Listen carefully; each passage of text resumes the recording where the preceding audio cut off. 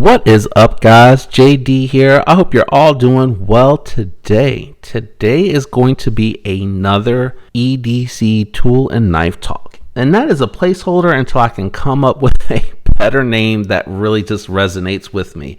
This is really just an opportunity for me to come out in an open forum, talk about a subject that I want to talk about, and really just interact with you guys in a different way than I do when I'm just doing the reviews and talking about knives, unboxings, maintenance, and things of that nature. Before I get any further into it as well, I just want to give a shout out to Jared and Kara over at Neves Knives. I am really humbled by the fact that they would give me any type of recognition, and I think it just really speaks volumes to the type of character that those two individuals are. They're very special, amazing, big-hearted people because of the fact that they just wanted to give me a shout out and recognition. At least it feels like recognition for the effort that I'm trying to put into the channel, how I'm trying to push myself to continuously get better with my content, how I edit videos, and what I'm doing to help grow this community. Because I look at folks like Jared and the effort that he's putting into it, and even like you look at Metal Complex and just the volume of the content, how much effort they put into it, the research that they get into it. And I really feel like the passion from Jared, especially when he gets to talking about blade steels and sharpening and the things that he's taught me and everyone else out here in the community. I just really wanted to say thank you and just show my appreciation and how humbled I feel by the fact that they felt compelled to say anything about my channel, because I'm just a small channel. I'm a person, they had no idea who I am and still wanted to give me a shout out, and I appreciate that. And I definitely do not intend to intentionally disappoint any of their supporters that came over and gave my channel a little bit of attention and helped me get over that hump to get over to 1,000. So thank you both. I appreciate it very much. Let me go ahead and jump into today's subject. What I wanted to talk about, because I just finished going over things that people are passionate about. I am definitely passionate about everyday carry items, specifically and more heavily the knives and the industry and everything that's involved with the knife community, but I wanted to zero in specifically on mods. And I know this is probably not going to be a subject that everybody's interested in, but I did want to talk about it because there's a lot of different things that you can do when it comes to mods. The video specifically that Kara seemed to enjoy, and I think that might have something to do with the fact that I've picked up in Jared's videos that she loves this particular knife. This just happened to be the knife that I was modding that she commented on. What I did with this was a very simple stone wash and force patina on the micarta. And this is something that you can really do. I've seen videos where folks go out and find like round stones, things that are not really sharp in their driveway, in their yard, things of that nature. Even if you buy the media container, you can break this down long as you have a way to resharpen your blade when you're done, and you can shake it by hand. And in all honesty, I think when I've done it both ways, I have the media machine that you may see in the video where I did this mod, or if you take it and do it by hand with a tumbler that the media is in, and it doesn't take a lot. You get a really good stone wash. You can see a little bit of the stone wash. You really can see it in the edges, but you can see the stone wash down in there. And that's just, it's something that's just so simple to do.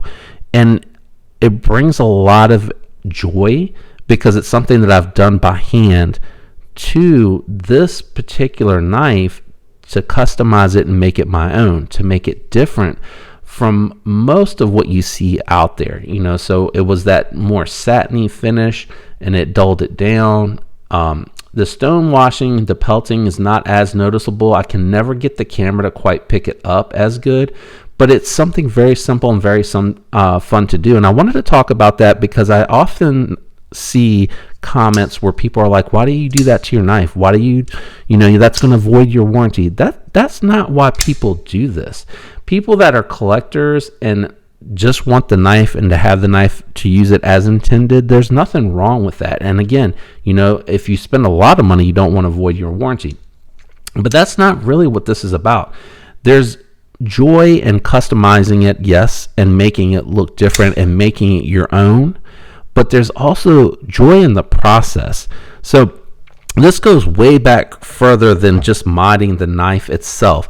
I grew up as a car guy, and I had to teach myself how to work on cars. It started with simple stuff. I didn't have money, so I needed to figure out how to do the oil changes, the brake changes, how to do the spark plugs, how to replace valve cover gaskets. Like, I had to learn that stuff out of necessity. But it became a joy and a passion for two reasons. It was very therapeutic to spend the time to work with the tools and to break it down and do what I needed to do with it.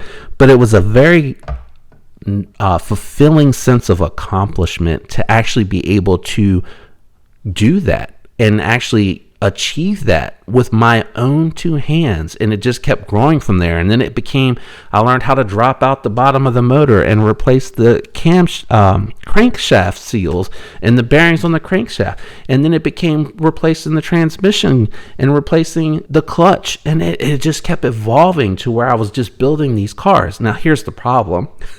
Herein lies the problem. That gets very expensive.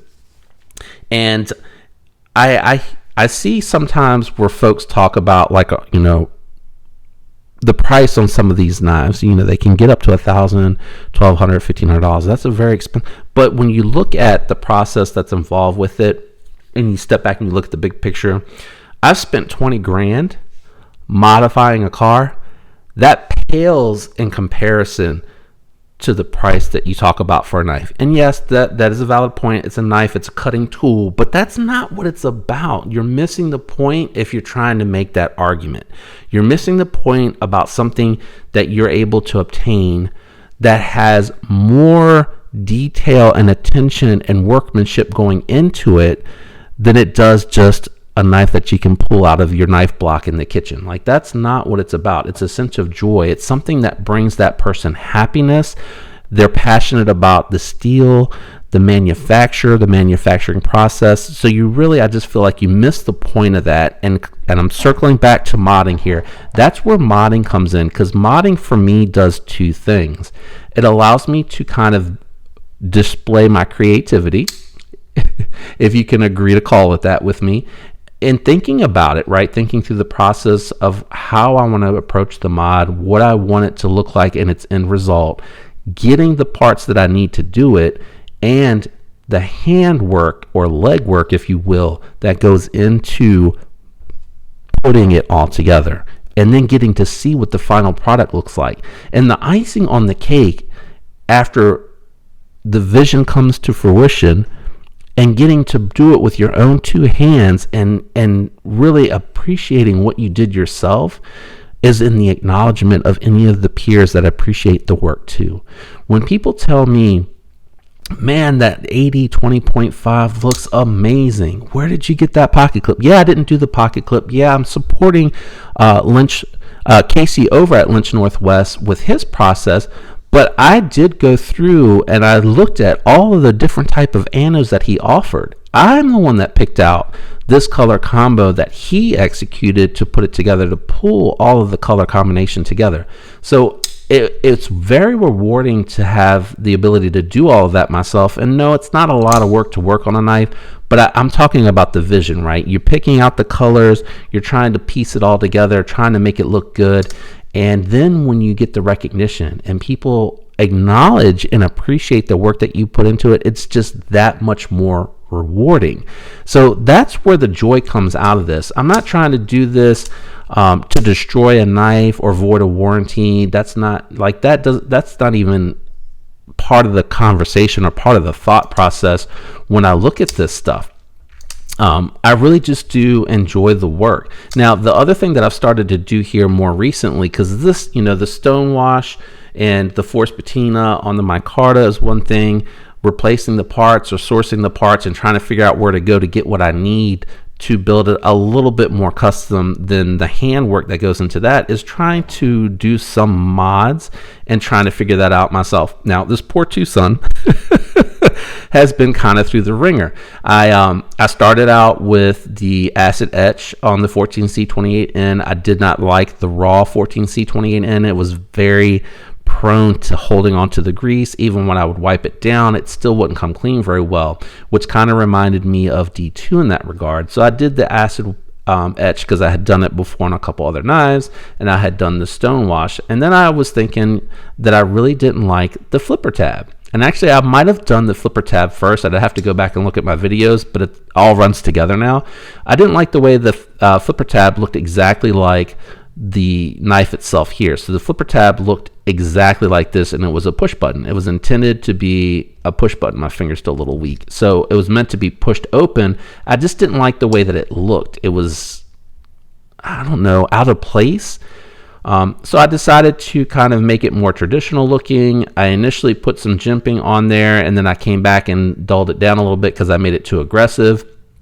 And I was like, well, let me get some tools. Let me try to do the jimping. So it just kind of leads to one thing to the other. So I do get cheaper knives because I do enjoy doing that, and I want to learn how to do it, and I want to get better at it. But I don't want to do it at the sacrifice of some of the more expensive purchases that I have bought.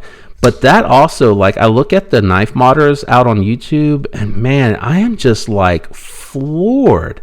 And I can't imagine how much work and how much effort they had to go in to teach themselves how to do that, to keep doing it, to perfect it, and just get better at it, and how rewarding it has to feel for them to get all the recognition that they deserve. Just like I say with Jared and his channel, like all the effort that he puts into that to get the recognition. And then you come to the whole other end of the spectrum. Like, you get the haters that are mad at what you're able to achieve and mad at what you're able to accomplish, and they get jealous, and they try to plant these seeds, and they try to say these things, and they don't know the character of the person. They're just jealous of the accomplishment or the recognition, and they just got to come in and they got to throw the poo-poo. They just can't move on with their life or go on or find something themselves to be happy in. I've had people on the other end of the spectrum, not people, like just random, once in a blue moon, random person will come in and talk about what a piece of junk my knife is and how ugly it is, and I should have bought some type of American blade. Man, I get where you're coming from and supporting local and supporting a manual. This is an American manufacturer with the Demco, right? It is made in Taiwan, but we're not at war with Taiwan, and the beef isn't with Taiwan because Taiwan had to earn their place, right? They had to earn it by being good at manufacturing. So, like, again, it probably doesn't even have anything to do with the knife as opposed to the person on the other end of the keyboard just being miserable. I don't understand it because I'm not the type of person that has that mindset. I don't have any personal stake with Metal Complex or Neves or Bee's Blade, but I do recognize that they work hard to put this content out. They research what it is that they talk about on their channel, and they come there hoping to educate people that are coming in new to this community. And that's what I respect and appreciate. That's where I can connect with them. And that passion, like I love seeing that passion. I respect that passion. And that's where I feel like we have the common ground. I think all of us content creators have our personality kind of show through in our content, and that's where we have some difference and we have some overlap. We're either going to overlap where we may be in agreement, or we may have overlap where we're making counterpoint or counter conversation. But anyway, I just wanted to talk about the fact that it, from a modding perspective, for me, what it's about, why I do it and why I get into it, why I loved it so much. It's something that I kind of stumbled into out of necessity as a child, starting with car mods. Just like with that industry, with the knife community and tools in general, you have so many variations and so many variants, and then you have people that are trying to advance the technology, trying to figure out how to do it better and what to do next and what to offer next to enhance it for the community. I appreciate you tuning in. Thank you for the support. I'm sorry I rambled on and on about this, but hopefully you enjoyed it, and leave a comment down below on anything that you thought that I could have touched on additional or that I went too far on. I mean, it really doesn't matter. Anything down below just kind of helps me know where I'm at, engaging what is going well and what I can do differently. I appreciate it. Thank you. Have a fantastic week, everyone. Until next time, peace.